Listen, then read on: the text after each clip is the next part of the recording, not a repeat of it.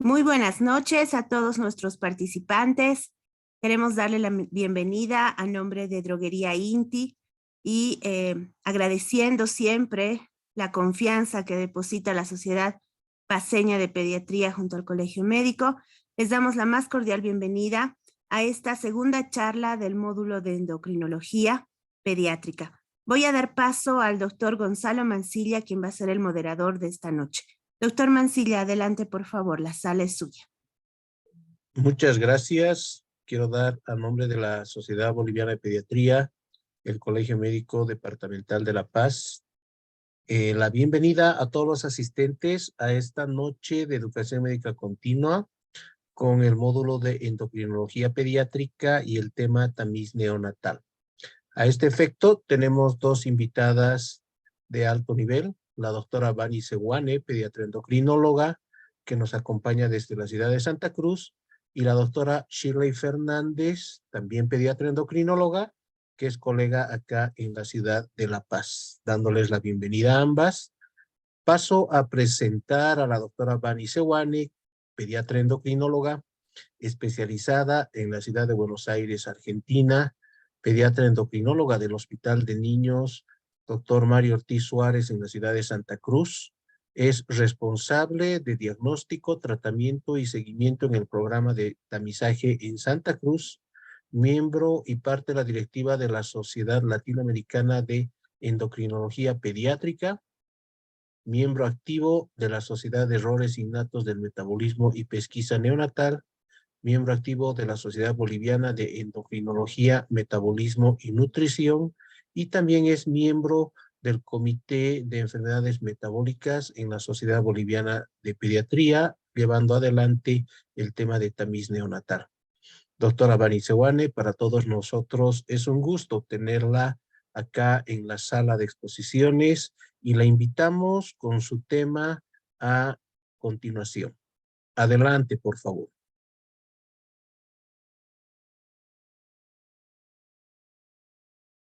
Buenas noches a todos.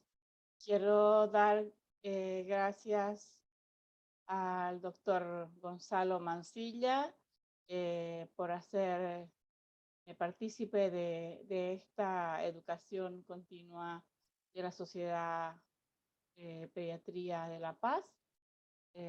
Realmente me siento honrada en esta noche y me gustaría realmente que tengamos una participación bastante activa, porque ya hemos escuchado bastante sobre este tema y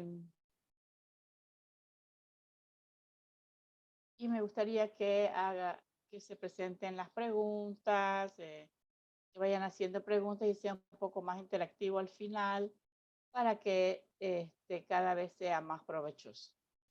Es innumerables las veces que ya ustedes habrán escuchado hablar sobre lo que es el tamizaje neonatal de enfermedades congénitas, la extraordinaria importancia que tiene esta actividad en el mundo entero. Tanto es así que se consideró al tamizaje como una de las acciones más importantes en lo que se refiere a medicina preventiva. Entonces estamos hablando realmente de una acción que en nuestro país tiene que ir en ascenso, tiene que ir en mejora. Yo siempre me gusta presentar esto y hacer una relación práctica para que no se olviden sobre lo que es el tamizaje y qué importancia tiene.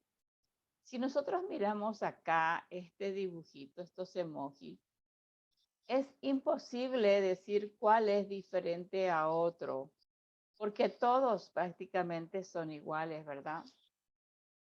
Entonces, yo lo relaciono esto con el tamizaje. Lo que hace el tamizaje justamente es seleccionar, separar, identificar dentro de en este caso, de todos los recién nacidos de un hospital, de una ciudad, de un país, es identificar a este bebé que aparenta ser normal, pero que puede tener una enfermedad grave para producirle un daño severo desde el retardo mental hasta la muerte. Entonces, por eso es que podemos decir que pesquisa, tamizaje, screening, todo esto significa lo mismo. Nos referimos a lo mismo. Pesquisar, seleccionar, separar. Entonces, ahí la extraordinaria importancia de lo que es la pesquisa, en este caso de enfermedades neonatales, porque podemos identificar a ese bebé y podemos inmediatamente identificarlo y tomar una conducta. Cuando hacemos el tamizaje, nos muestra acá que el total de niños nacidos, uno de ellos va a ser diferente. Y esto es lo que hace el tamizaje. Nos muestra justamente al probable enfermo. Al probable enfermo digo porque también es muy importante no olvidar que el tamizaje no es diagnóstico. Es muy importante este concepto porque a veces suele pasar que cuando sale una prueba positiva, ya estamos hablando a veces con los padres de que tiene cierta enfermedad y no es así. El tamizaje solamente es una aproximación, una sospecha, pero no es diagnóstico. Entonces, este bebé que nosotros identificamos mediante el tamizaje debe ser estudiado para poder confirmar la sospecha o la identificación que nos produce esta pesquisa o este tamizaje. Ese es un concepto importante que no debemos olvidar. Bien, hay requisitos para pesquisar determinada enfermedad, porque no es al azar, no es porque vimos un caso que vamos a decir, ah, no, esto hay que tamizarlo. Hay criterios ya muy antiguos, desde casi 1970, antes de 1970, los criterios de Wilson y Junger ya fueron mencionados para tener un criterio de decir, vamos a incluir esta patología, esta otra y esta otra. Recuerdo que en las jornadas julianas hablamos también sobre tamizaje y dijimos de que para poder tamizar debe ser una enfermedad que sea relativamente frecuente. Y relativamente frecuente, los criterios internacionales que están aprobados es que esta enfermedad se presente al menos en 1 en 15,000 nacidos, recién nacidos. Imagínense ustedes, 1 en 15,000 ya es frecuente para los criterios internacionales. Y si nosotros pensamos en el hipotiroidismo, que es 1 en 2,000, está realmente por demás justificado el tamizaje y es algo que vamos a hablar posteriormente. Entonces, uno, que sea frecuente. Segundo, que esta enfermedad no diagnosticada va a producir graves daños irreversibles en ese recién nacido al cual se le está, no se le hizo la prueba. Si no se le hizo la prueba, obviamente va a producir graves daños. Entonces, a esta enfermedad es catalogada como para ser tamizada, porque produce graves daños y no presenta signos evidentes al nacer. Son niños que aparentan ser normales, pero que pueden ser portadores de una enfermedad gravísima. Luego también el otro criterio para poder pesquisar una enfermedad es que no sacamos nada nosotros si detectamos una patología, pero no podemos hacer el diagnóstico o el tratamiento. Entonces, debemos nosotros tamizar aquellas patologías en las cuales podamos ofrecer un diagnóstico y un tratamiento, y que éste sea instaurado en forma oportuna. Luego, también otro criterio importante es que nosotros contemos con métodos bioquímicos para realizar esta prueba en forma que sea sensible, que sean específicos, que sean de costos accesibles y que sean gratuitos, que forme parte de un sistema de salud como el que nosotros actualmente contamos desde el 2006.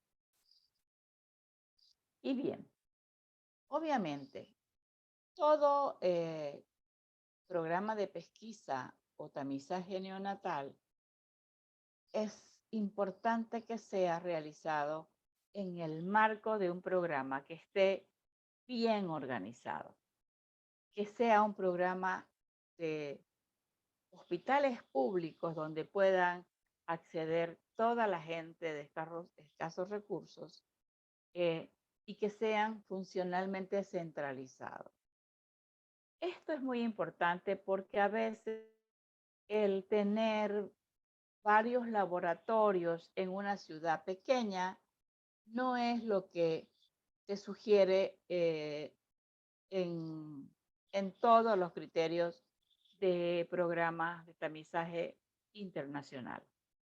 La tendencia es más bien tener programas centralizados, que en cada departamento o en cada país, por ejemplo, Costa Rica tiene un programa 100% centralizado.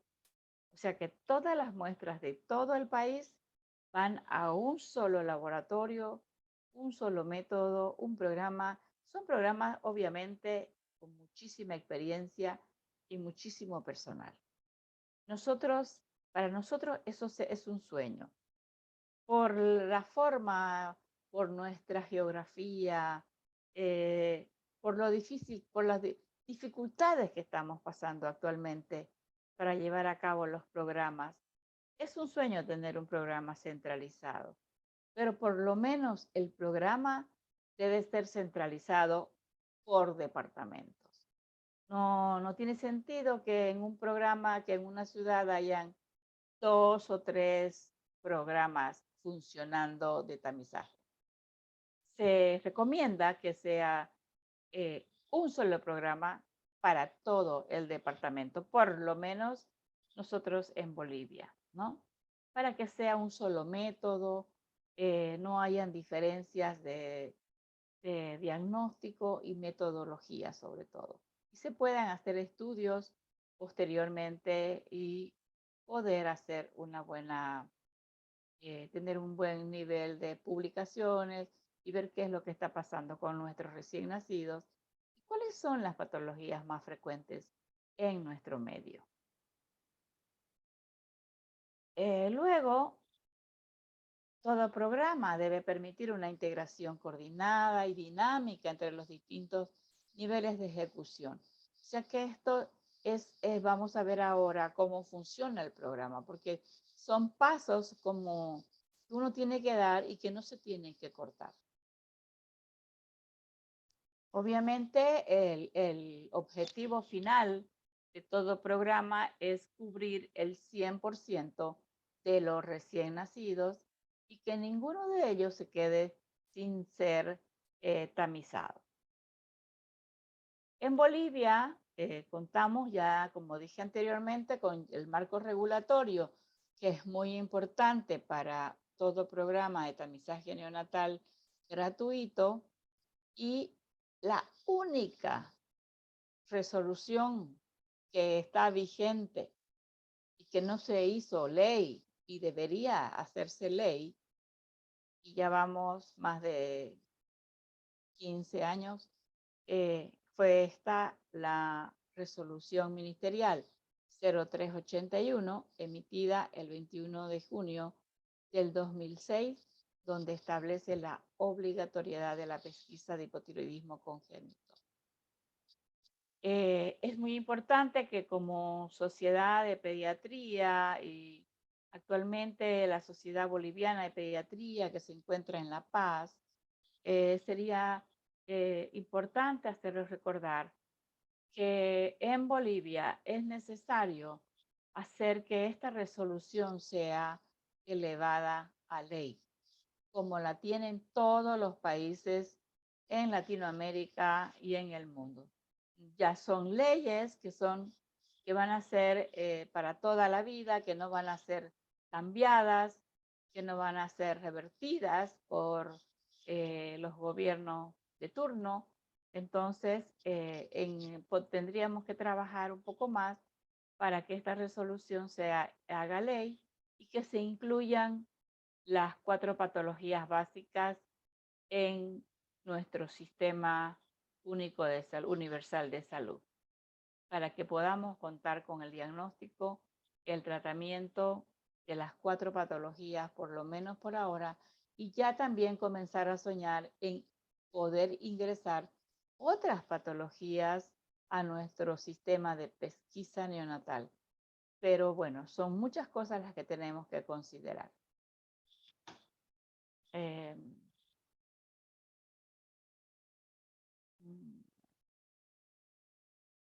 Bien, en Bolivia entonces, a partir del 2006, se aprobó inicialmente solo hipotiroidismo congénito.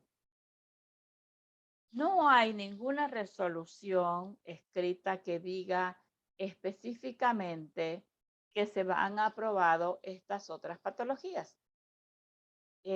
Fenilcetonuria, fibrosis quística e hiperplasia suprarrenal, pero sí están aceptadas desde que desde que se cambiaron al Seguro Universal de Salud.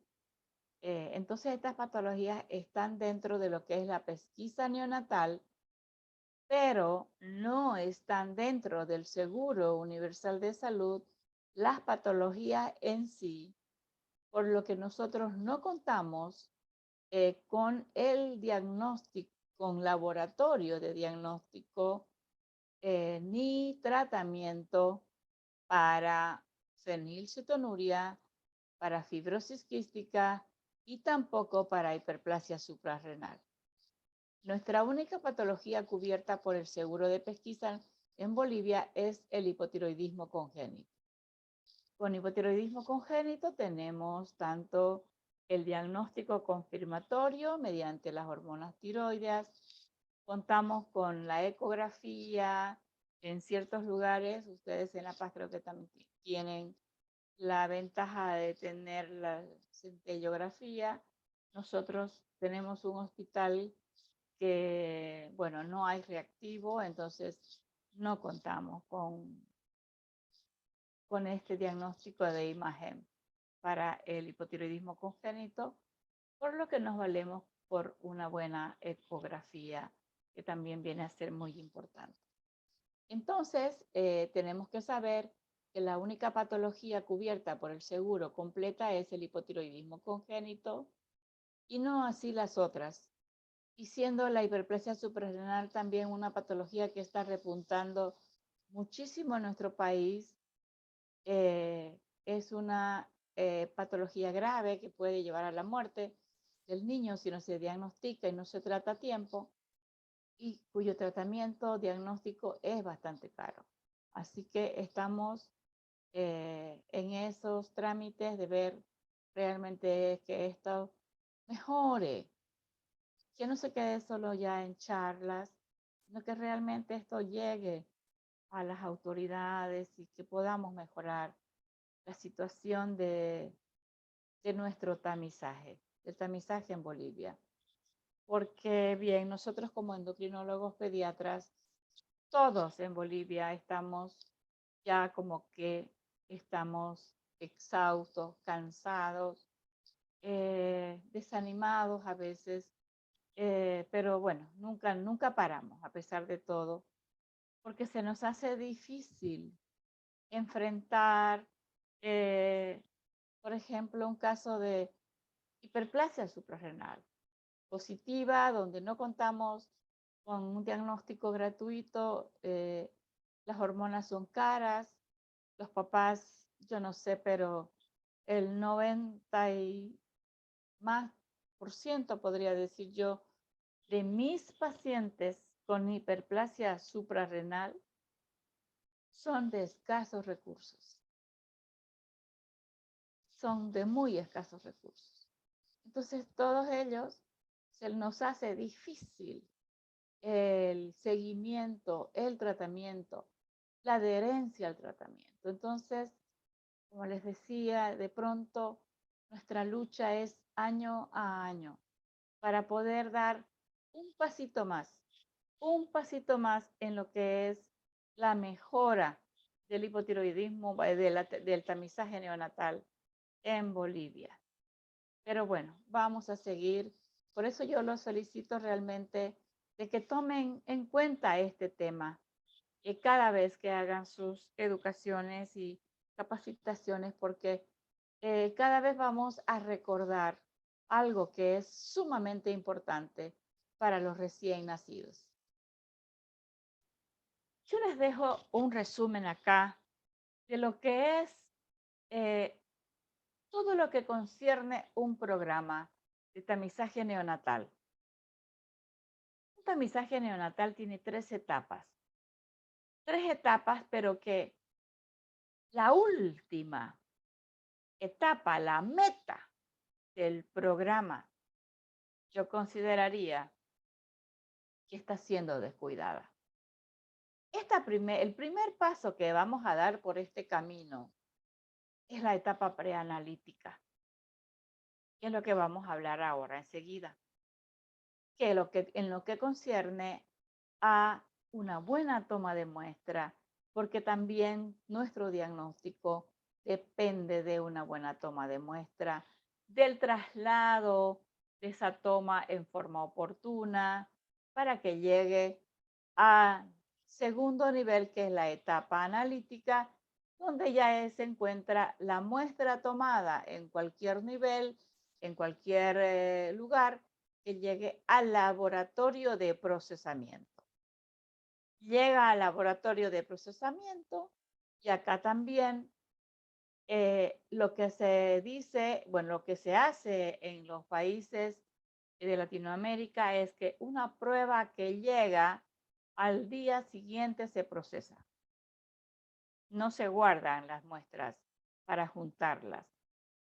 Al día siguiente se tienen que estar procesando. Por lo menos se aconseja procesar 3 veces a la semana.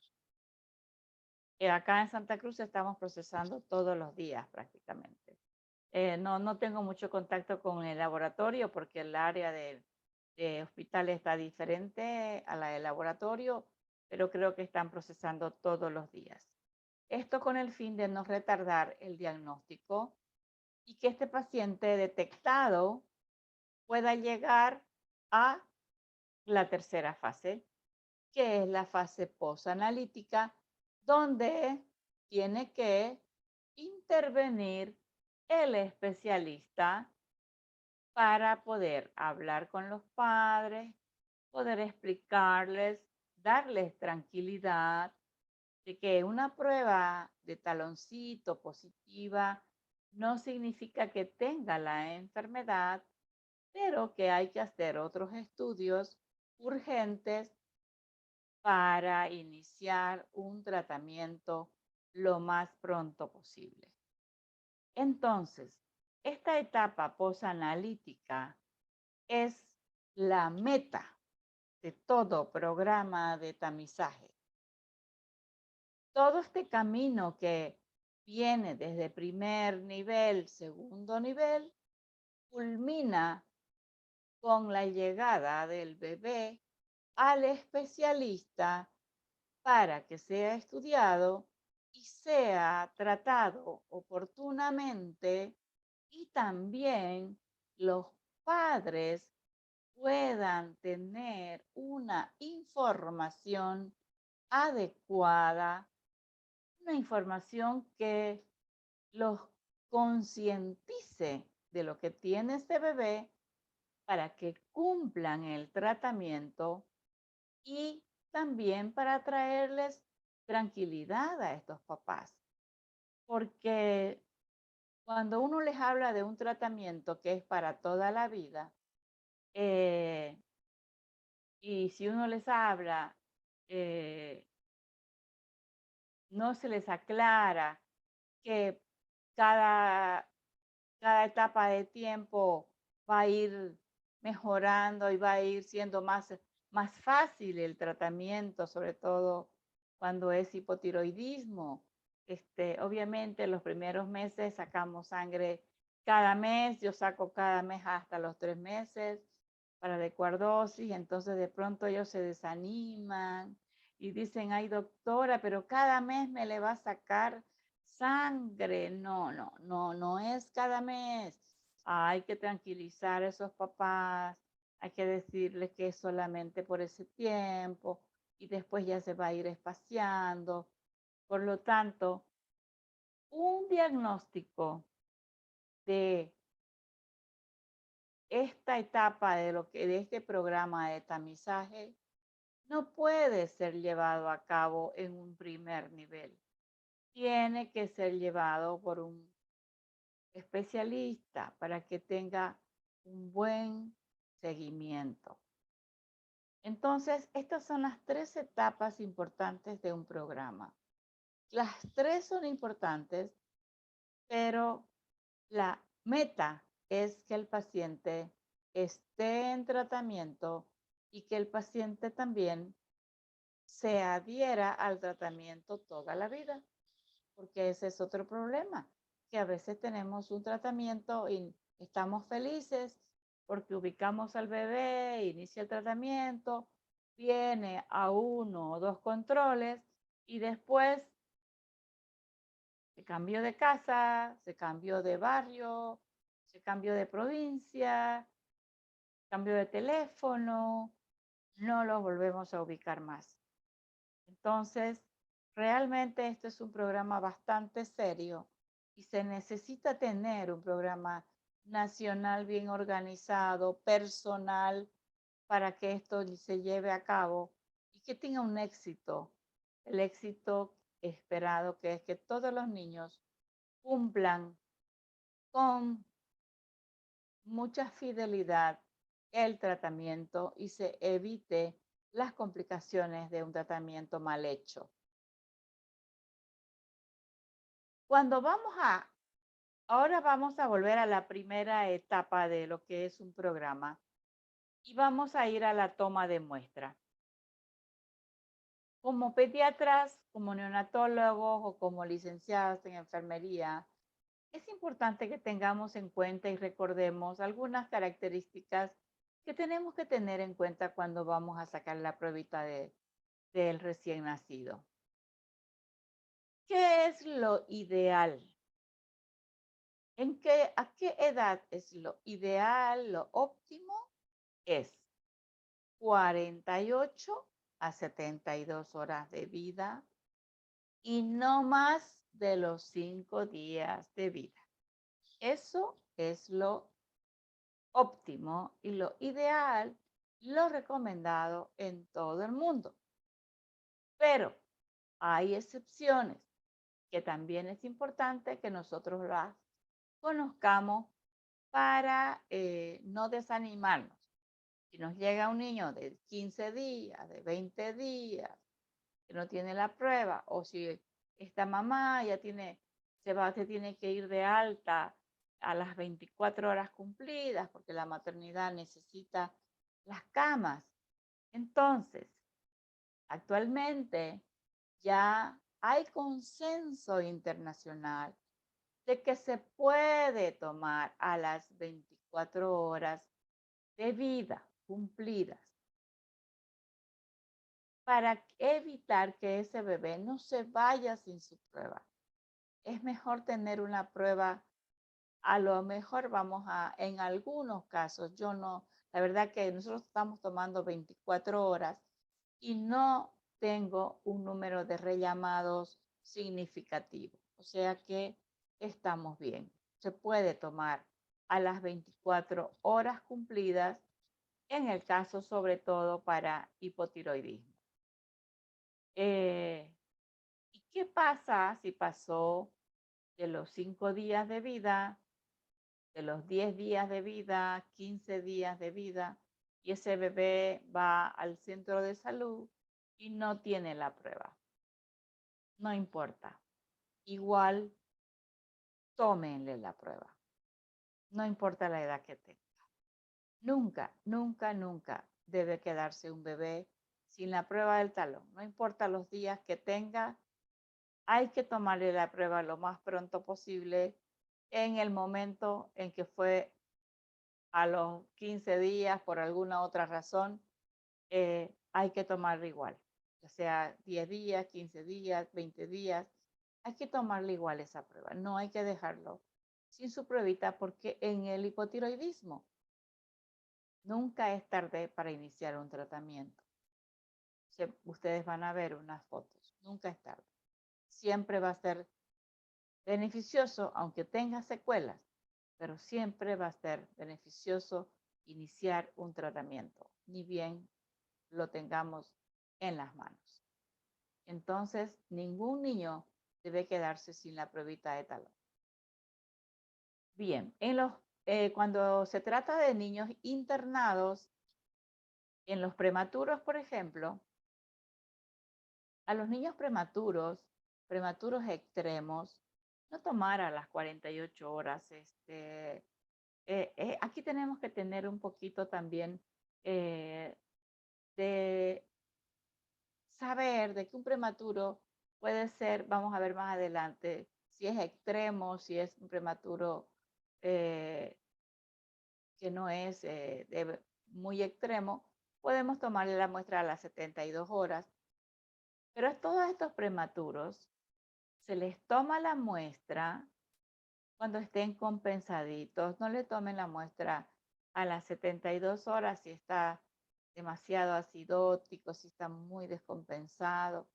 Esperen, pueden esperar unos días más y tomarle la pruebita, ¿no? Hasta los 5 o 7 días de vida de ese prematuro que lo tenemos internado, y volver a repetir, obviamente, qué es lo que pasa con el prematuro.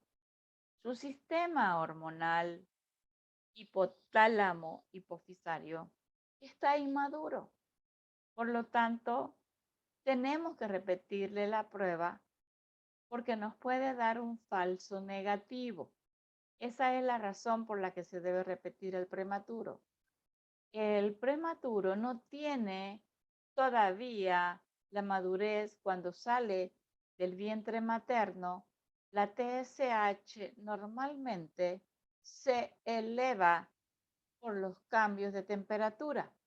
Entonces, puede llegar hasta 50, 60, 70 en las primeras horas de vida. Y luego a las 24 desciende, ya cuando el bebé ya está arropado, ya está en una cuna, la TSH desciende, y es por eso que se toma después de las 48 o después de las 24 horas. Entonces, como no hay la respuesta de elevar la TSH en el prematuro, mucho más en el prematuro extremo, hay que repetir cada 15 días, por lo menos hasta que llega a la madurez de 36 semanas y a la alta médica. Yo tuve un caso, lo tengo reportado, de una prematuro extremo, tenía 27 semanas. 27 semanas, y le fuimos haciendo pruebas cada 15 días, Y la última prueba al alta médica nos dio positiva. Creo que después de 4 pruebas que le habíamos hecho. Entonces, nunca se olviden de a ese prematuro anotar cuándo fue la última vez que le hicieron la prueba y al alta médica. Bien.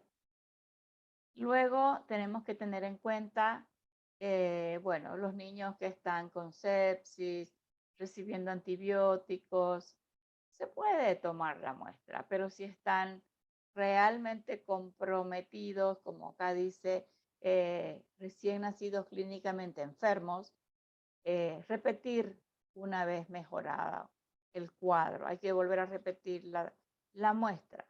Se toma a las 48, 72 horas, pero si ese niño estaba séptico, acidótico, mal perfundido, con dopamina, la dopamina también inhibe a la TSH. Entonces, a este niño hay que volverle a repetir.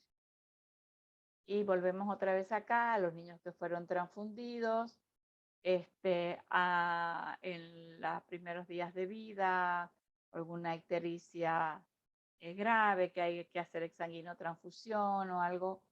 Hay que esperar posteriormente a este procedimiento. Si es que no se le hizo antes, lo ideal es hacerle la pruebita de talón antes de que sea transfundido, antes de que sea exsanguinado, hacerle antes o esperar mínimo 5 días después de este procedimiento. Antes decíamos 7 días, 10 días, pero ahora ya hay consenso de que se puede hacer a los 5 días después de haber sido transfundido. Los recién nacidos, bueno, dijimos que están con dopamina, son los mismos que están clínicamente enfermos, o sea, hay que volver a repetir. En los gemelos monocigotos también se debe tomar una segunda muestra a los 15 días de vida, 14 días de vida. Al momento del alta se debe dejar constancia en la historia. Bueno, si no se tomó, hay que poner el alerta de que por qué no se tomó. Y muy importante para los casos de fenilcetonuria, que este bebé, por lo menos, si se va a ir de un alta prematura, también ese bebé tiene que ser vigilado, porque pues, nos puede dar un falso negativo si tomamos muy prematuramente la muestra y ese niño no ha ingerido la suficiente cantidad de leche como para tener la proteína y que se eleve la fenilalanina, entonces nos va a dar un falso positivo. Entonces hay que vigilar y por ahí también repetir a ese bebé una segunda muestra. Como dije anteriormente, si el recién nacido tiene más de 7 días, 10 días, 15 días, hay que tomar la muestra igual, porque es preferible tomar una muestra tardía a una muestra que nunca se tomó y que el niño pueda tener una patología importante. Acá tenemos el papel filtro. Es muy importante que tengamos cuidado de no manchar, de no tocar esta área de donde vamos a poner la sangre, la zona donde vamos a apoyar que esté seca, que no tenga talco, que no haya alcohol, que no esté contaminada, no haya agua. Tenemos que poner un ambiente adecuado para poder tomar la muestra. Llenar primero los datos de la tarjeta antes de tomar la muestra para que después podamos depositarla al secado y sin contaminación. Tratar siempre es muy importante. Ustedes si les toca llenar una tarjeta o les toca enseñar al interno, al residente, a la licenciada, la toma de muestra, es muy importante que piensen que ese bebé puede ser el que tenga una enfermedad grave. Entonces, tratemos de llenar la tarjeta de una manera adecuada, con una letra clara, con los datos de los padres que no falten, con un buen teléfono, insistir a los padres a decirle, necesito un buen teléfono que no vaya a cambiar, un teléfono que usted conteste por si lo volvemos a llamar. Hay que decirles eso a los papás en el momento que se toma la muestra. Hay que hacerles saber que esa muestra que le están tomando, que ese análisis que están haciendo es muy importante y decirles de que den un teléfono que no vaya a tener problemas y que vayan a contestar, que va a ser muy importante porque puede ser que los llamemos para una segunda muestra. Así que tratar de dar, y si no tiene teléfono porque vive en el campo, tratar de tener un croquis lo más cercano posible de su casa para poder ubicar a ese bebé. Entonces, realmente tenemos que ser conscientes que cada niño a que se le hace la prueba es un probable candidato a tener una enfermedad congénita. Ya todos saben, creo, ¿no? La toma de muestra en las partes laterales del talón, hacer el pinchazo, no sobrecargar de alcohol, por favor, la zona del talón. El talón tiene que estar calientito, hay que hacer un masaje previamente, no comprimir, no apretar, no hemolizar la muestra, porque todos esos detallitos van a hacer de que el resultado por ahí pueda ser diferente y ese niño pueda al final resultar dañado porque nuestra muestra no fue adecuada.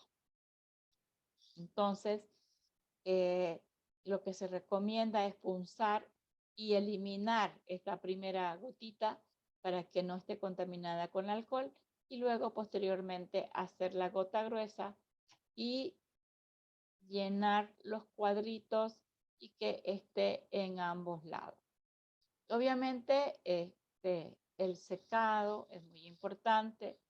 ¿Cuántas horas debemos dejar una muestra secando? Mínimo unas 3 a 4 horas en un ambiente donde no vaya a caerle agua, donde no vaya a estar a darle el sol, que no esté muy caliente porque la muestra se puede resecar y va a ser difícil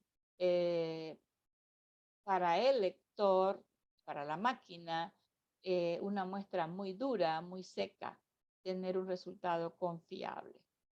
Entonces es tan importante este tema de la toma de muestra porque nos puede dar alteraciones para el resultado final, que va a ser grave para el recién nacido. Este es un recuerdo de una rejilla que mandamos a hacer, mandé a hacer con un hojalatero porque no teníamos nosotros estas muestras, estas secadores de papel que actualmente existen. Cuando comenzamos en el año 2009, ni siquiera la empresa que daba las máquinas tenía estos secadores. Entonces nos inventamos y fuimos a un hojalatero y nos hizo estas rejillas que están ahí como para el museo, digamos, como para el recuerdo, ¿no? Y son mucho más prácticas que estas, obviamente, pero cuesta hacerlas y son más caras también, ¿no? Pero estas hojitas, estas rejillitas realmente son un recuerdo de nuestros primeros pasos del tamizaje neonatal en Santa Cruz. Vean ustedes cómo apenas lograban sacar apenas una gotita de sangre, porque no crean que es fácil, a veces es muy difícil sacar una gota gruesa y hacer una buena toma. Y como era solo hipotiroidismo, la bioquímica se conformaba con una sola gotita, ¿no? Pero que esté bien tomada y que pase al otro lado para que tenga un buen una buena zona de punción, porque de acá más o menos se sacan un punch de unos 3 milímetros más o menos para poder meterlo a la máquina. Entonces, este es nuestro recuerdo que me trae mucha nostalgia realmente.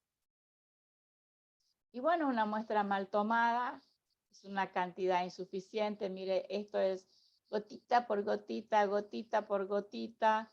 Esto no nos sirve, ¿no? Luego tenemos sobresaturación de muestra.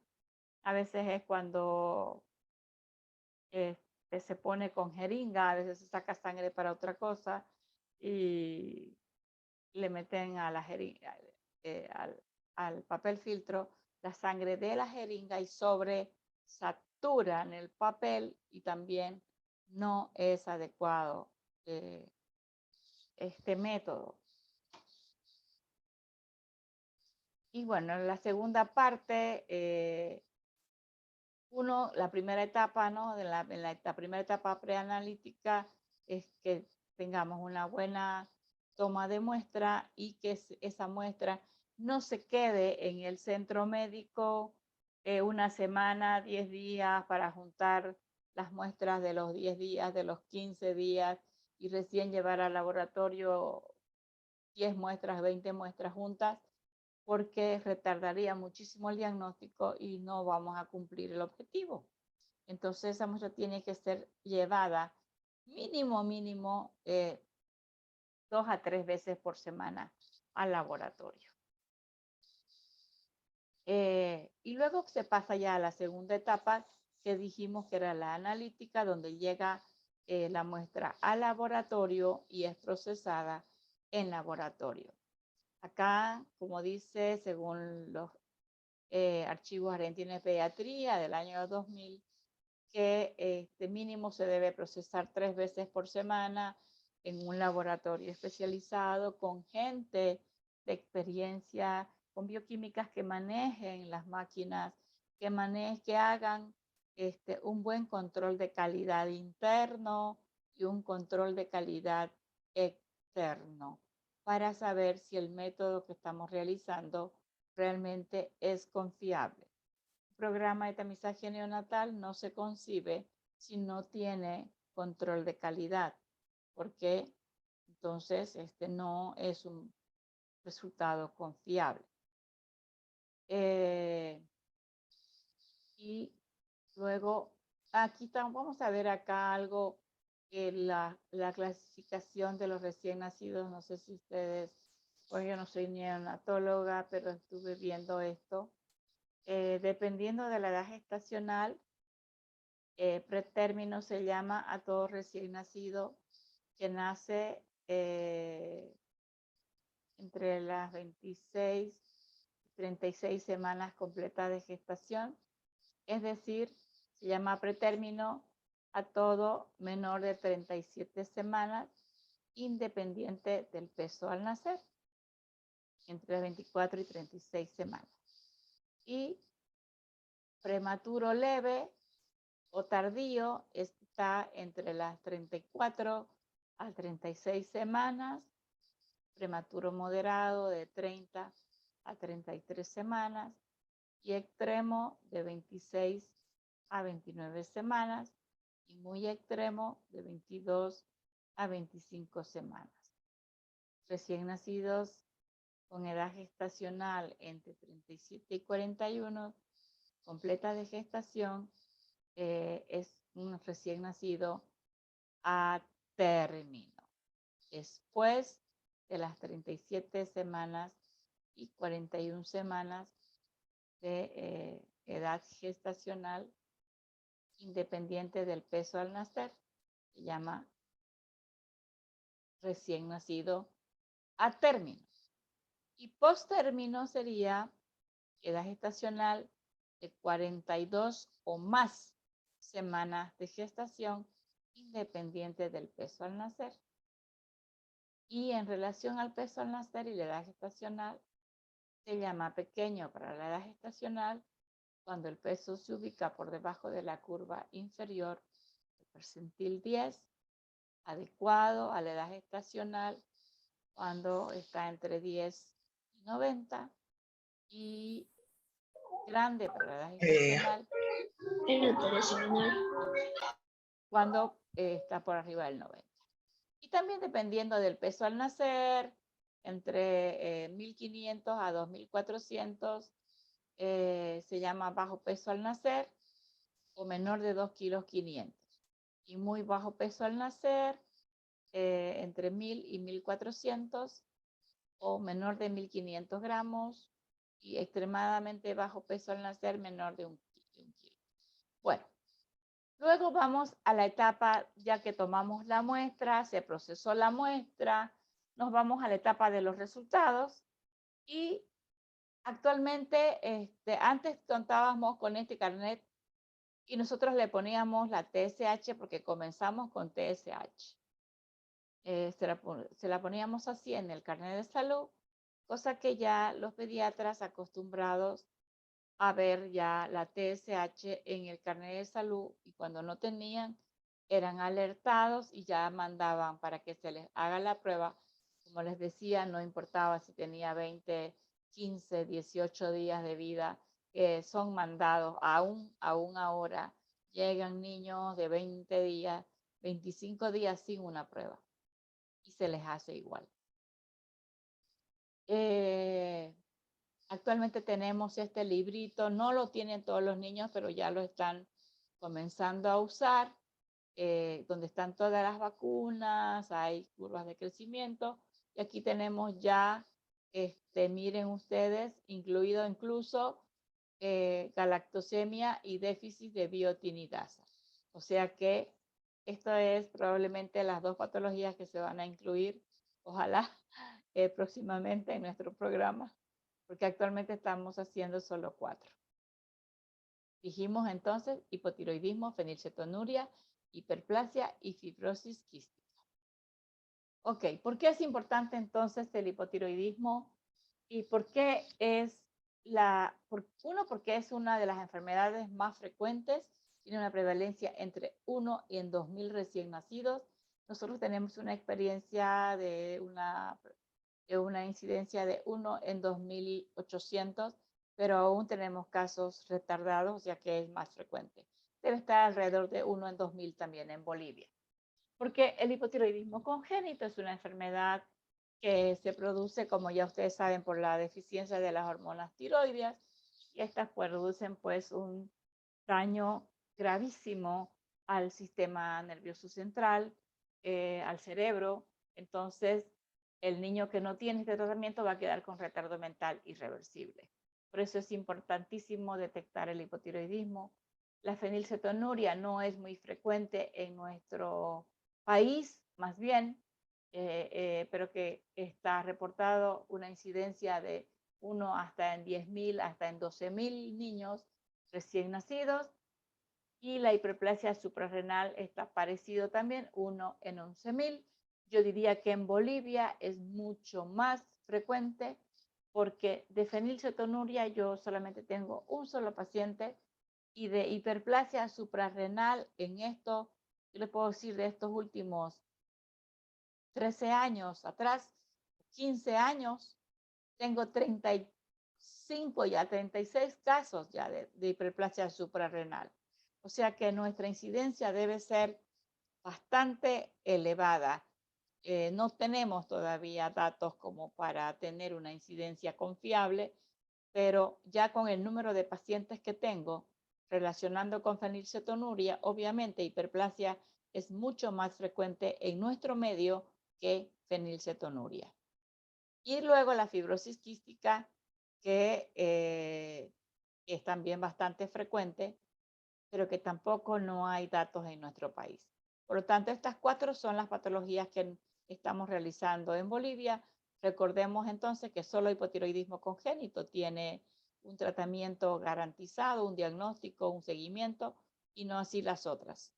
Por lo tanto, nos falta mucho, tenemos que mejorar en esto, tenemos que seguir trabajando. ¿Por qué les decía yo que nunca es tarde para medicar a un hipotiroidismo congénito? Nunca va a ser tarde, nunca. esta bebé tiene 1 año de vida, 1 año y medio más o menos, y llega así al hospital sin poder sentarse, no podía sostener la cabeza, apenas podía comer, dormía todo el día.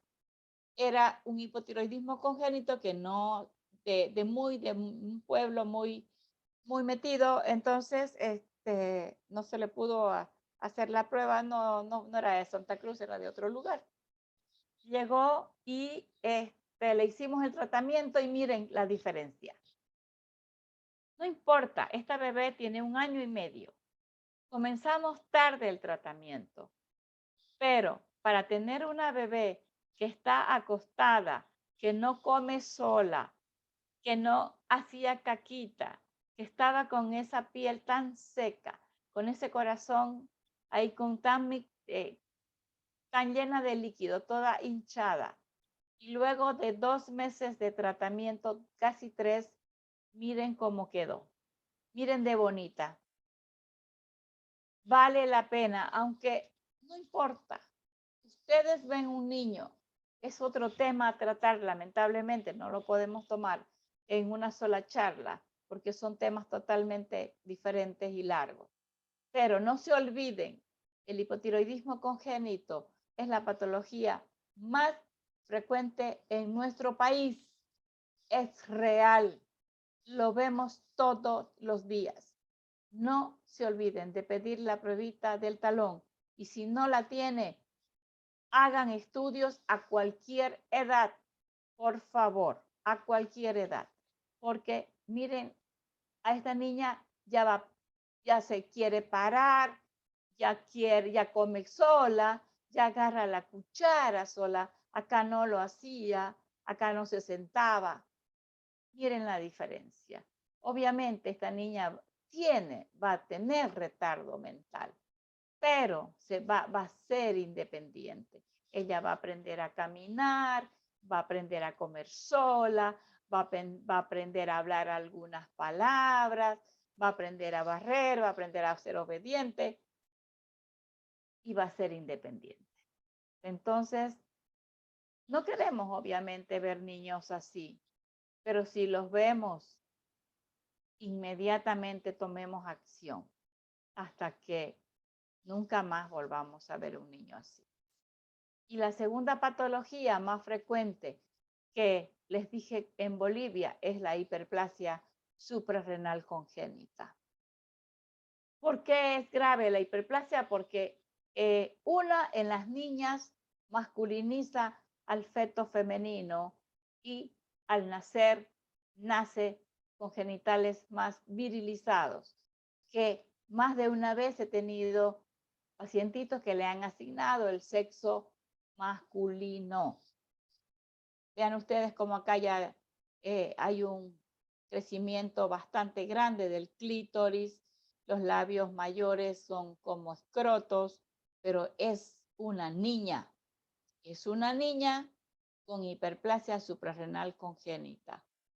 Esta patología en las niñas es más fácil porque a veces no están tan masculinizadas y solamente hay una hipertrofia de clítoris y alerta al neonatólogo y puede derivar urgente, pero otras veces hace que se cometan errores graves en el diagnóstico, mejor dicho, en la asignación del sexo, lo que es muy grave. De todas maneras, estos niños se van descompensando de a poco, van perdiendo peso, van teniendo vómitos y cuando llegan a la emergencia están totalmente deshidratados y si nosotros no pensamos en la patología, este bebé puede morir. Por más que ustedes lo hidraten, si no compensan el déficit de corticoides y mineralocorticoides, este bebé va a morir. Es otro tema aparte también para hablar. Bien, entonces estos son los afiches que nosotros regalamos de vez en cuando porque ya nuestra población ya está prácticamente concientizada, pero siempre de tanto en tanto se les da.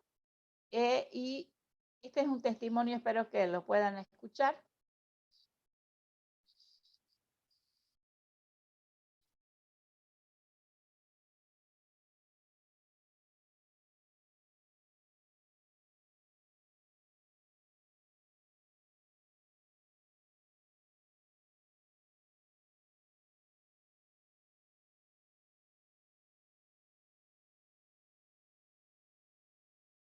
¿Lograron escuchar? Doctora Sewane no ha compartido audio, solamente imagen. Ay. Bueno, a ver. ¿Cómo hago para compartir el audio? A ver.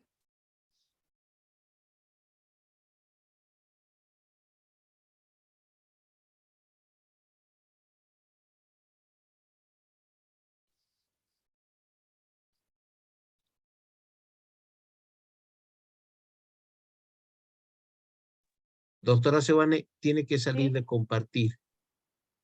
Ya está bien. Bueno, es una historia que dice que este es un niño paciente nuestro que se le hizo el diagnóstico de hipotiroidismo congénito y ahora tiene 5 años y es un niño completamente normal. Esa es la satisfacción que se tiene cuando se hace el tamizaje neonatal, se diagnostica a tiempo y se trata a tiempo. Y bueno, quiero terminar con esto. Lo que no se diagnostica, lo que no se piensa y no se piensa, lo que no se conoce. Así que bueno, gracias por permitirme recordarles este tema tan importante y gracias nuevamente a la directiva de la Sociedad Paceña de Pediatría, gracias al doctor por estar conmigo, gracias Shirley. Gracias a todos y bueno, estoy dispuesta a cualquier pregunta. Y este es mi perrito. Gracias.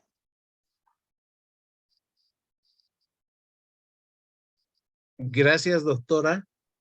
Ha sido un gusto tenerla con nosotros, siempre una líder de opinión científica y técnica en el tema que estamos llevando adelante.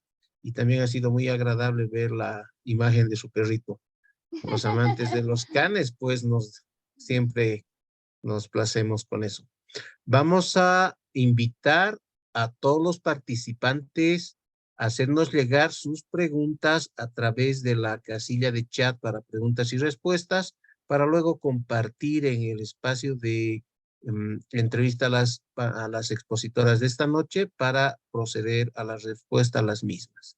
Ahora vamos a invitar a la doctora Shirley Fernández, quien es médico especialista en pediatría de la Universidad Mayor de San Andrés de la UNSA. Es subespecialista en endocrinología pediátrica por el Hospital Infantil de México, Federico Gómez, en la Ciudad de México DF, avalado por la UNAM. Diplomada en educación superior por la UNSA. Endocrinóloga pediatra en el Hospital del Niño, doctor Ovidio Aliaga Uría, de la Ciudad de La Paz.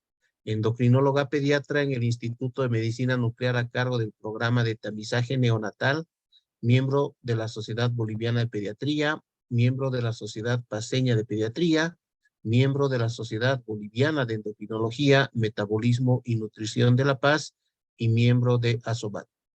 Doctora Fernández, siempre es un placer para la Sociedad Paceña de Pediatría tenerla entre los panelistas y expositores y le invitamos a compartir pantalla para que pueda iniciar su tema. Adelante, por favor.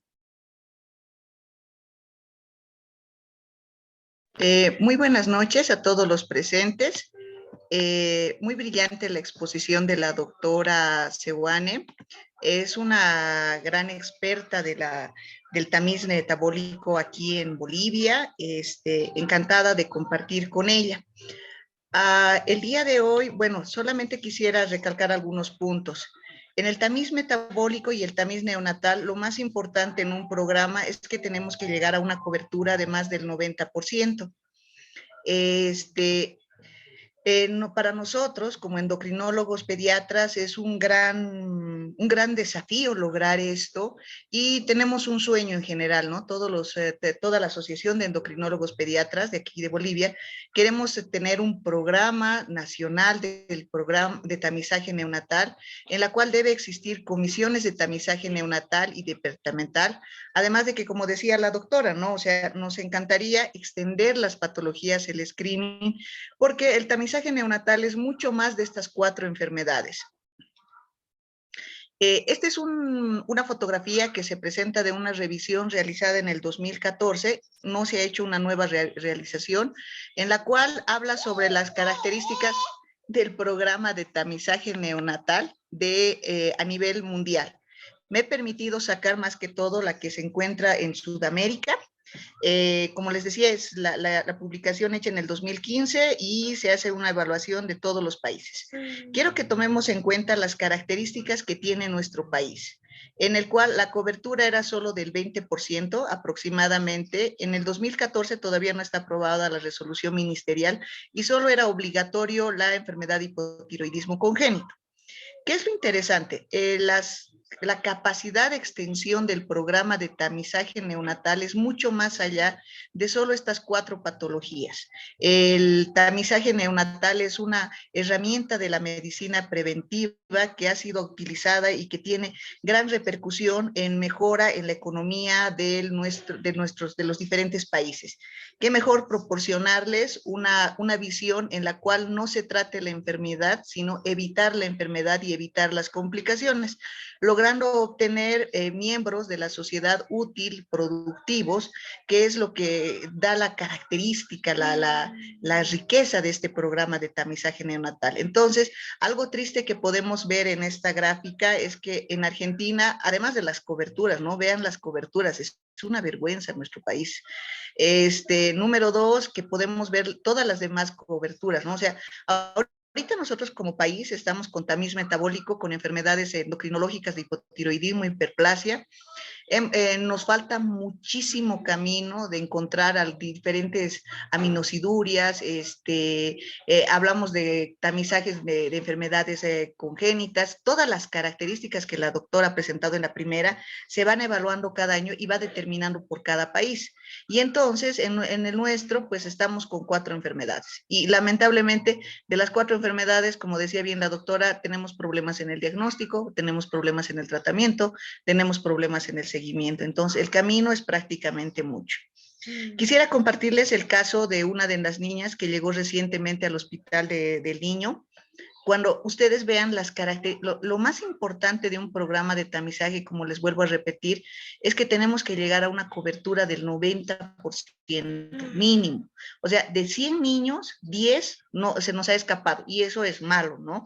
Pero cuando se nos escapa un niño, va a tener estas características. Esta niña es Nayeli, es una niña de 1 año de edad que ha llegado con el peso, si no me equivoco, de 4,500, con un retraso de desarrollo psicomotor severo, no llegaba al sostén cefálico, no había contacto visual, no había mirada. Ustedes pueden ver el mixedema que se observa en las características de la cara, la facie tosca que nosotros hablamos del índice de Letarte para establecer el diagnóstico de hipotiroidismo congénito. Y bueno, esta paciente tiene toda la clínica del índice de Letarte que no deberíamos ver. O sea, ahorita nosotros no tendríamos que tener estos pacientes, tendríamos que tener puro paciente tamizado donde no se ha podido establecer el diagnóstico. Quisiera esto, ojalá que se me escuche también a mí en el audio, es el llanto de esta pequeñita.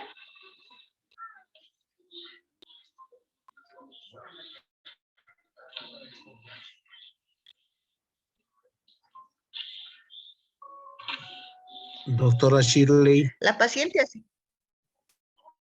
Dígame, doc. Le invito a salir de lo que está compartiendo pantalla. No, yo creo que, doc, lo dejamos. Pero bueno, lo que yo quiero perfecto, no se escucha el llanto. Sí, ya, sí, no se preocupe. Lo que yo quiero compartirles de esta paciente, y eso es lo triste, y ahí va la importancia del tamizaje neonatal, es que esta niña nació con un peso de 3,500, a las 24 horas de vida, se fue la mamá, no hubo la cobertura, no se realizó el tamizaje, pero lo triste es que llegó a los 4 meses y ya tenía características de una mala ganancia de peso. A los 5 meses, 6 meses se diagnosticó como peso bajo, talla baja, y es increíble que nuestro personal de salud de primer nivel no haya podido establecer el diagnóstico. Nosotros como pediatras sabemos muy bien que el crecimiento en un niño es siempre hacia arriba, ¿no? Nunca en meseta. Esta niña ingresó a gastroenterología como una desnutrición severa. En la gráfica que nosotros tenemos de la talla para la edad utilizada por la OMS, podemos ver las características, o sea, ustedes imagínense, pero lo triste no es, o sea, tiene todas las características clínicas, pero lo triste es que este paciente tenía muchas indicaciones de ser transferido a tercer nivel desde los 4 meses y no lo ha hecho. ¿Por qué? Porque pues pensaban los del centro de salud que tenía macroglosia, que la macroglosia era el problema de la desnutrición y que cuando que iba a tener 1 año, recién lo íbamos a enviar. Y estábamos hablando de un retraso de desarrollo severo. Vuelvo a repetirles, 1 año de edad, sin sostén cefálico, sin sonrisa, sin pérdida, sin contacto con la mirada, o sea, de más tenía todas las características, ¿no? El peso para la talla, en la cual la relación, generalmente en el peso para la talla estaba en normal, pero es que estaba relacionando la talla que ya estaba baja. Y en peso para la edad, si bien es una gráfica que no la utilizamos para establecer diagnóstico, me he atrevido a usarla más que todo para que podamos enfrentar y ver las características de cómo se iba separando este paciente. ¿Qué es lo grave y lo delicado? Estos pacientes están así ya apareciendo y no deberían. En pleno siglo XX nosotros no deberíamos tener este tipo de pacientes diagnosticados en nuestro país porque el tamizaje neonatal precisamente ha sido creado para evitar estas características. Un estudio que se realizó en México en la cual se hizo una relación sobre el coeficiente intelectual y el grado de hipotiroidismo. Entonces, como ustedes pueden ver, mientras más severo es el hipotiroidismo, el coeficiente intelectual va a estar alterado. Y mientras más tarde se haga el diagnóstico, va a haber retraso. Entonces, en esta paciente, nosotros veíamos que con suerte, con estimulación y todo, vamos a tener un mental leve. Pero si no, vamos a llegar a un moderado o a un severo.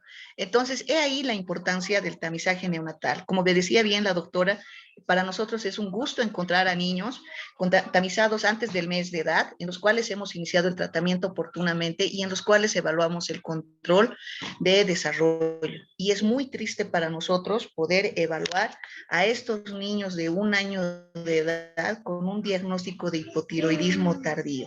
¿Qué es lo que nos deja de conclusión esto? Que necesitamos un programa adecuado donde se nos asegure la cobertura de más del 90%. El tamizaje, además, es no solo el tamiz metabólico, hay tamizaje auditivo, hay tamizaje cardiológico, hay tamizaje oftalmológico, hay tamizaje hematológico. El tamizaje es mucho más, ¿no? Entonces, el tamizaje es el centro, la esencia de un pediatra, porque nosotros tratamos a nuestros pequeños y en el tamizaje neonatal, nosotros tenemos que dar la importancia como pediatras y seguir luchando para que lleguemos a una cobertura del 90%, que todos nuestros pequeños lleguen a ser tamizados. Muchas gracias. Gracias a usted, doctora Fernández. Ahora vamos a pasar a una ronda de conversatorio entre las personas, los colegas especialistas. Revisando la lista de preguntas, nos ha llegado en forma directa algunas de ellas que quiero compartir con nuestras expositoras. Se ha hablado mucho de la técnica de tamizaje, los alcances, las expositoras no han querido rebasar el límite hacia la enfermedad propiamente, pero también se ha tocado algunos aspectos clínicos importantes de las enfermedades que se han tocado esta noche en el tema de tamizaje neonatal. Algunas preguntas. ¿Cuál es el impacto o diferencia entre los diferentes subsistemas de salud en el país? Es decir, el alcance de tamizaje en el sistema público comparado con el alcance de tamizaje en el sistema del seguro social a corto plazo.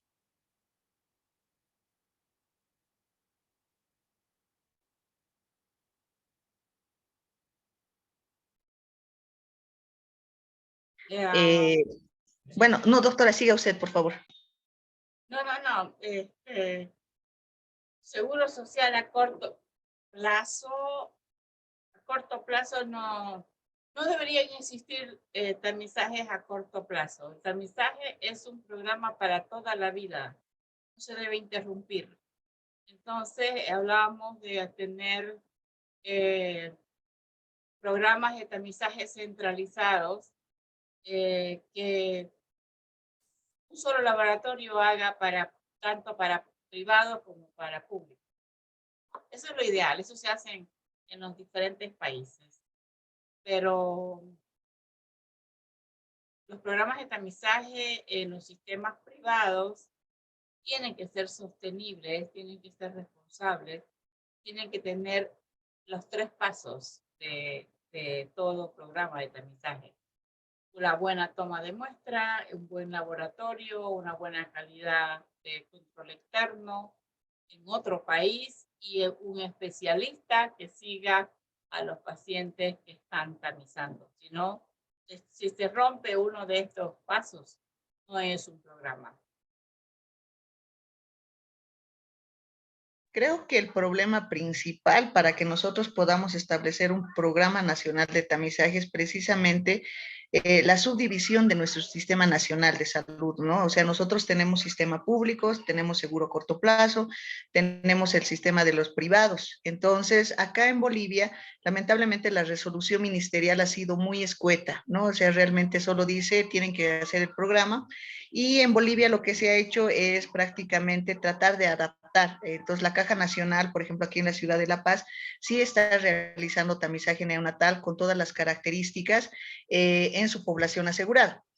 Lo ideal, como dice la doctora, en un mundo ideal debería ser un programa universal, pero es difícil establecerlo en Bolivia porque nuestro propio sistema de salud no nos lo permite, ¿no? O sea, cada seguro a corto plazo tiene sus propias reglas. En La Paz la Caja Nacional tiene su propio programa.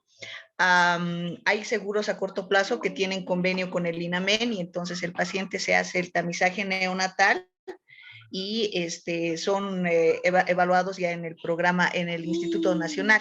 Pero hay varias cajas de seguro a corto plazo que no cubren el tamizaje neonatal y pues sus asegurados están utilizando no lo que debería ser, como decía, ¿no? La doctora del papel filtro, estas características, sino utilizan generalmente la detección de una TSH sérica, que le llaman ultrasensible o una TSH sérica y ellos ponen sus propias normas, ¿no? Entonces, no hay un ente regulador que nos pueda decir cómo tenemos que hacer y ese es un talón de Aquiles que existe en nuestro programa.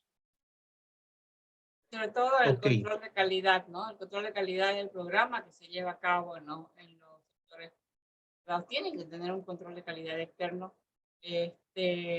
para asegurar la fiabilidad de los datos y el seguimiento con el especialista, ¿no? Eso es muy importante. Un ejemplo, Caja Bancaria en Santa Cruz hace TSH venosa. TSH venosa. Y no hay quien interprete esos resultados tampoco, porque no tienen endocrinólogo infantil. Entonces, ¿qué sería lo apropiado? Caja Bancaria de Santa Cruz, Maternidad Percibolan, que es la que usa, es la que donde tenemos el programa nosotros, haga el programa para todos los seguros, ¿no? Pero bueno, eso es política de nuestro medio y nosotros ya tenemos bastante trabajo con el diagnóstico de nuestros pacientes para querer solucionar más eso, creo que ya demasiado. Pero de que hay que analizar toda esta situación, hay que analizar.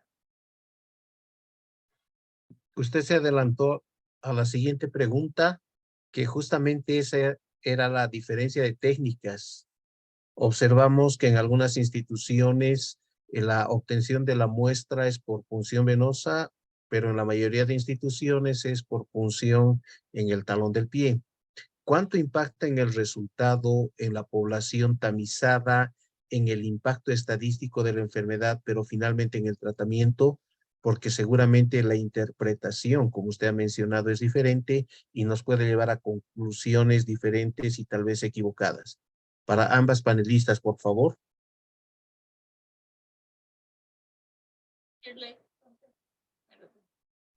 Claro que sí. Bueno, lo que pasa es que hay que recordar las características de la técnica del tamizaje neonatal. Es una técnica que utilizamos papel filtro, donde se puede utilizar en diferentes lugares, ¿no? O sea, puede utilizarlo en la Conchinchina y el papel filtro no necesita ser tomado por un personal específico, ¿no? O sea, le pincho a un estudiante, un auxiliar de enfermería puede ser capacitado, el material se va resguardando y lo más importante, son solo 3 gotas en las cuales yo voy a poder detectar, si tuviera incluso el material, muchas más enfermedades metabólicas. Cuando le tomamos la muestra por muestras venosas, tenemos que tomar en cuenta que primero es un procedimiento de mayor complejidad, que necesita capacitación de personal, necesitas el uso de jeringas, tienes el riesgo de infecciones, hematomas, equimosis. Entonces, la complejidad de esto quita la característica del tamizaje, o sea, una prueba sencilla, fácil, y de escaso, no necesita mucho personal, entonces aumentan los costos, aumentan los riesgos. Segundo, depende, o sea, es muy diferente los valores que vamos a utilizar. En este caso se utiliza la técnica de quimioluminiscencia, en la cual necesitamos solo 3 gotas de sangre. Incluso en los laboratorios son tan buenas nuestras químicas, a mí me encantan, que con 2 o 1 gota de sangre, ellas para evitar tomar 2 muestras, pueden sacar los resultados. Con una técnica venosa necesitamos además sacar, digamos, solamente necesitamos para la TSH, es igual que como con la creatinina, ¿no ve? Tengo que sacar para la creatinina, tengo que sacar para la bilirrubina, tengo que sacar, entonces va aumentando la cantidad, el riesgo es mayor, el dolor es mayor, la aguja es diferente, entonces el utilizar otra técnica solo para el tamizaje es de por sí quita todas las ventajas, la bondad de este tamizaje. No estamos viendo la prioridad, la esencia de este tamizaje. Cuando nosotros podemos sacar una gota de sangre, si tuviéramos, por ejemplo, un espectrómetro de masas aquí en Bolivia, podríamos utilizar hasta la detección de unas 30 enfermedades, que no lo vamos a poder hacer con unos 5 ml de muestra de sangre. Entonces, en el tamizaje es la prueba del talón. Ahora, hay casos en los cuales, por ejemplo, cuando están prematuros o pacientes hospitalizados en terapia, el paciente, pues sacamos, ¿no? La muestra de sangre por vía venosa, no sé, para un hemograma o para una bilirrubina, se puede aprovechar para utilizar, para que esa misma gota de sangre se utilice para el tamizaje. Sí, sí se puede, pero hay ciertas características, como por ejemplo, tenemos que evitar que sea de golpe, porque hace un conglomerado, como que si le pongo exceso de sangre, tampoco es una toma de muestra adecuada. Entonces, hay que ver esas características, ¿no? Pero lo que la doctora Sewane y yo estamos criticando, y es la misma crítica, es que hay muchos seguros que tratando de calmar a su población sobre el tamizaje, utilizan una medición de una TSH venosa, sérica, que no está bien. El tamizaje, no puedo pinchar a todos los niños con una aguja, sacar sangre venosa para hacer tamizaje. Eso no es la esencia y quita a largo plazo, en cuestión de economía de la salud, entonces incrementa peligros, incrementa costos, necesitamos personal de salud. Y el tamizaje no es nada de eso. Entonces, en el tamizaje, la técnica es clara. Se utiliza el papel filtro. Eso es tamizaje. Quien no utiliza el papel filtro no es tamizaje. Sí, sobre todo por los valores de referencia que tomamos para toda la población. Lo que queremos es tener datos para todo Bolivia, entonces los métodos tienen que ser iguales, el método tiene que ser en filtro, y aparte que es más económico hacer en filtro que hacer venoso, menos traumático y que nos detecta 4 patologías, mientras que en la venosa solamente hacen TSH. Entonces esos niños de pronto se van a ver perjudicados porque van a encontrarse con niños que tienen hiperplasia suprarrenal y no van a detectarlos porque no están haciendo el tamizaje en filtro y solo están haciendo TSH venosa. Se están perjudicando a ese bebé de ser tamizado con 4 patologías que son las que se están haciendo actualmente: fibrosis quística, hiperplasia y fenilcetonuria, con una sola gotita de sangre en talón. Entonces, de lejos, es más recomendable hacer nomás papel filtro. Son consideraciones técnicas muy importantes, pero quisiera enfatizar la pregunta además. En la interpretación de los resultados de las muestras obtenidas por punción venosa influye sobrecargando la población diagnosticada, considerada positiva, o influye sobrecargando la población considerada negativa al tamizaje? Creo que es importante aclarar para nuestro auditorio. No, lo del método, si el método es un método confiable de TSH, tiene que, el que interprete el resultado tiene que saber cuántos días de vida tiene ese recién nacido. El método tiene que informar cuáles son sus valores normales para determinada edad, según el método que utilice. No todos, creo, los seguros usan el mismo método, o tal vez no conozco los métodos que están utilizando para hacer TSH. Creo que últimamente están usando todos quimioluminiscencia, ¿no? Pero no es que vaya a influir en el diagnóstico mismo, sino que hay que ver la interpretación y los valores de referencia que da el método. Además, acotando, o sea, en el tamizaje neonatal, lo que haces es buscar al sospechoso. Entonces, en Bolivia evaluamos la TSH. Si el paciente le pongo la sangre venosa y sale positiva, la TSH elevada, tengo que hacerle por protocolo un perfil tiroideo completo. Entonces, eso involucraría que tengo que tomarle 2 veces la muestra de sangre y retrasaría más el diagnóstico. En cambio, con el tamizaje neonatal, determino, busco al sospechoso, TSH positiva, superior a 10, ok, hago perfil tiroideo. Entonces me va avanzando más rápido. Detecta 4 Muy bien. patologías. Y es más económico. Nos ha llegado la siguiente pregunta. ¿Cuál sería la recomendación sobre tamiz metabólico en niños diagnosticados con síndrome de Down?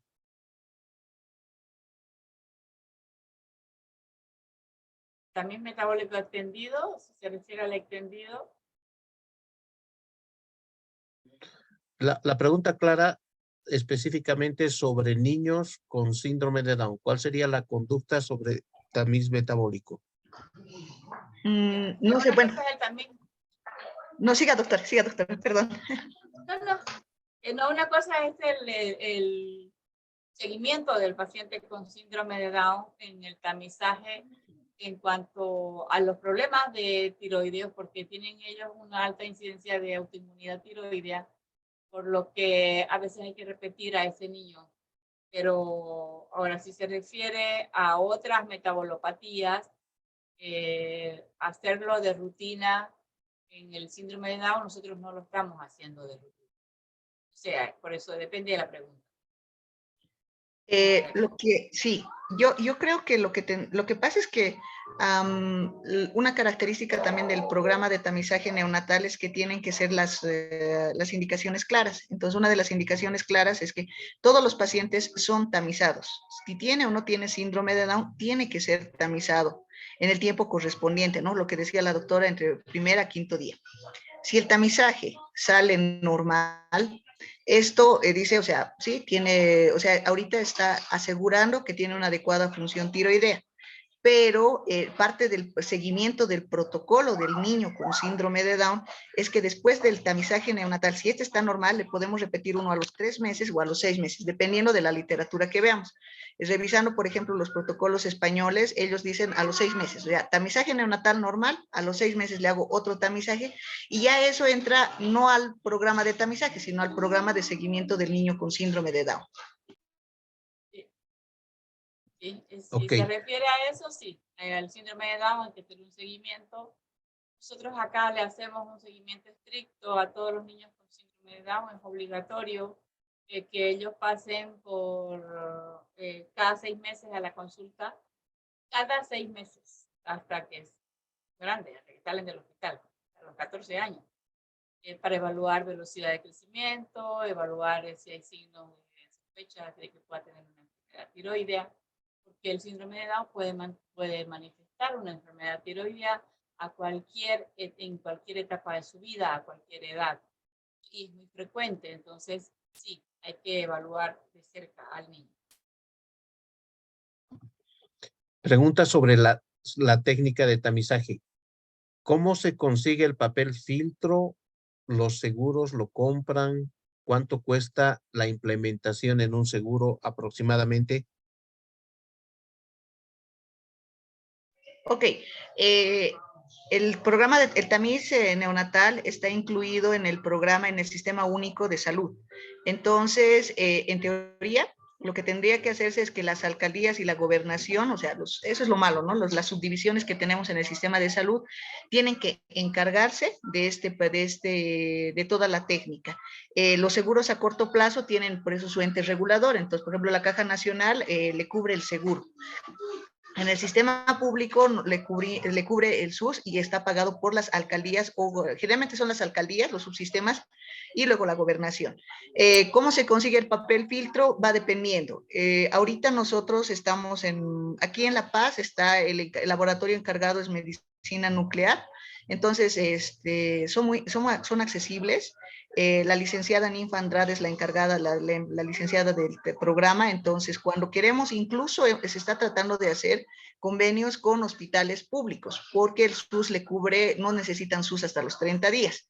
Entonces, se hace con hospitales públicos y ellos les hacen llegar el papel filtro, se hace la capacitación y entonces se hace un cronograma para recoger los resultados. ¿Cuánto cuesta en forma particular? No sé, está ahorita creo que entre 200 a 250 que está cobrando el tamizaje neonatal en medicina nuclear. Siempre, o sea, es un tema de inversión. Y en el tema de inversión, solo si llegamos más del 90%, no hay ningún niño que se nos escape, se justifica todo el gasto que se está haciendo. Y la siguiente pregunta que va paralela a esta. En clínicas privadas, por lo general, no se cuenta con papel filtro para realizar el tamiz. ¿Cuál sería la recomendación de acceso del paciente a tamizaje neonatal en estos casos? Para las clínicas privadas, acá nosotros, todos los recién nacidos tienen derecho a la pruebita del talón. Entonces, las clínicas medianas, por ejemplo, que no hacen prueba de talón, ellos los envían al centro médico más cercano de la casa donde vive el bebé y ellos acceden a la prueba gratuita. No se les limita a ningún recién nacido la prueba de talón en los primeros días de vida. Decía Shirley, hasta los 30 días. Se hace la prueba en todos los centros. Acá en Santa Cruz al menos hacemos en todos los centros de primer nivel donde se vacuna a un niño, hay un centro de toma de muestra de talón. Eso es así como obligatorio, digamos, ¿no? Va a vacunarse la BCG si no la hicieron en el hospital, ¿ya? Y si no tiene la prueba, se le hace la prueba. En los segundos niveles y en los terceros niveles. Se toma, tenemos puntos de toma de muestra en todos los centros médicos. Primer nivel, segundo nivel, tercer nivel público. Exacto. Lo que pasa es que hay que aprovechar que el programa está bajo el amparo del sistema Sistema Único de Salud. Entonces, por ejemplo, como les decía, sí, aquí también en La Paz se trata de hacer convenios entre instituciones. Entonces, por ejemplo, el convenio de CIES con INAME, en la cual, aunque es un centro privado, el SUS le cubre. Entonces, a estos niños podemos llegar a hacer llegar el tamizaje neonatal, el papel filtro. Como les digo, la capacitación sí se encarga, es súper sencillo, no necesita mucho problema. Y también algo que se ha hecho es, por ejemplo, entre medicina nuclear y INAMEN aquí en la ciudad de La Paz, se ha hecho un convenio con Potosí, en la cual el hospital de tercer nivel sí recolecta las muestras del papel filtro y se envía para acá. El problema es de que, digamos, en Potosí no se está pudiendo extender más, no llegamos a la cobertura, ¿no? Y creo, muy importante, es el objetivo de esta reunión, de que todos como pediatras tenemos que exigir el tamizaje neonatal, sea privado, sea público, sea de seguro, tenemos que exigir porque es parte del derecho del niño boliviano tener el tamizaje. Entonces, las formas las vemos, se puede conseguir, no nos podemos cerrar. O sea, aquí se puede buscar, les digo, hay muchas opciones que podemos hacer, pero todos nuestros pequeños tienen que tener tamizaje. Esa es, creo, la idea principal. Excelente. Nos han hecho llegar felicitaciones para las dos doctoras, la doctora Vanessa Seoane, la doctora Shirley Fernández. También el agradecimiento y felicitación por parte del doctor Víctor Hugo Velasco como presidente de la Sociedad Boliviana de Pediatría. Hemos colmado las expectativas de nuestros participantes y de nuestra institución científica con 2 líderes de opinión en temas endocrinológicos pediátricos. A tiempo de agradecerles a la doctora Seoane desde Santa Cruz y a la doctora Shirley Fernández de La Paz. Agradecemos también la asistencia de todos nuestros participantes y les invitamos a la nueva sesión dentro de 7 días, esperándolos en este canal en el mismo horario. Un agradecimiento profundo y tengan todos ustedes muy buenas noches. Buenas noches, gracias. Gracias, hasta luego. Muchas gracias, hasta luego.